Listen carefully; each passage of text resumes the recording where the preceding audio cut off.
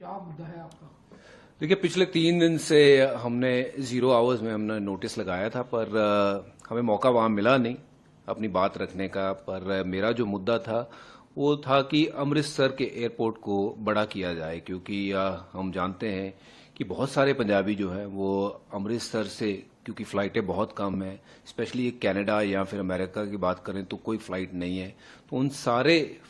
जो हमारे पंजाबी हैं उनको पहले दिल्ली आना पड़ता है, वहाँ पेट्रोल का खर्चा लगता है, दिल्ली आके फिर होटल का खर्चा लगता है, और यहाँ से जब आप चले भी जाते हो वहाँ पे तो किसी को लेकिन अगर वापस आना होता है तो फिर उतना ही समय वापस आने में भी लगता है। जो कई बार तो हमने देखा है कि हमारे जो लोग हैं वो अपने दुख सुख में भी शामिल नहीं हो सकते हैं। तो एक तो टर्मिनल को बड़ा किया जाए अमृतसर के, और साथ ही साथ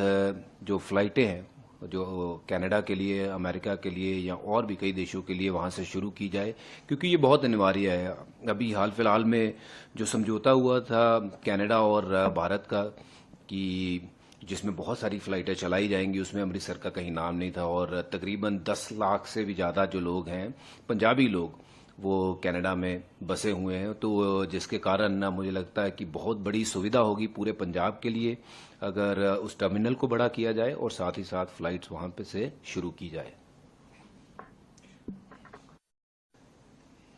भाजपा कल नीति आयोग की मीटिंग है जो इंडिया ब्लॉक के लोगों ने अटेंड करने का मना करा है, जिसमें आम आदमी पार्टी के जो आपके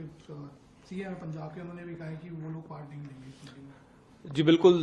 क्योंकि नीति योग में ना शामिल होना, भगवंत मान साहब का भी मैं बयान पढ़ रहा था और बाकी के भी जो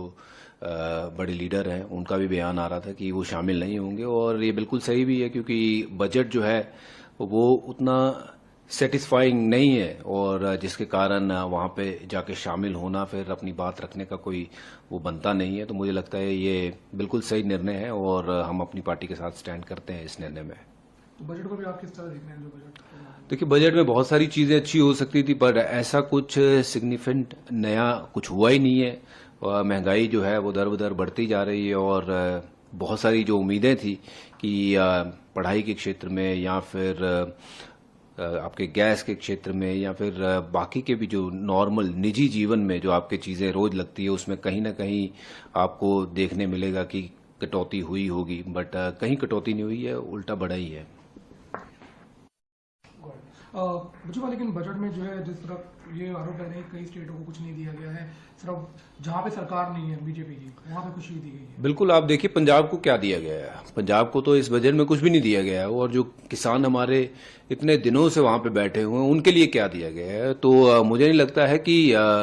ऐसा भेदभाव होना चाहिए, क्योंकि पंजाब एक ऐसा प्रांत है जो पूरे देश का जो है वो पेट भरता है। तो पंजाब के लिए आपने बजट में कुछ दिया नहीं है, पंजाब को अलग रखा है, एक या दो स्टेट को छोड़ के। मुझे नहीं लगता है कि इस बजट ने किसी का फायदा किया है।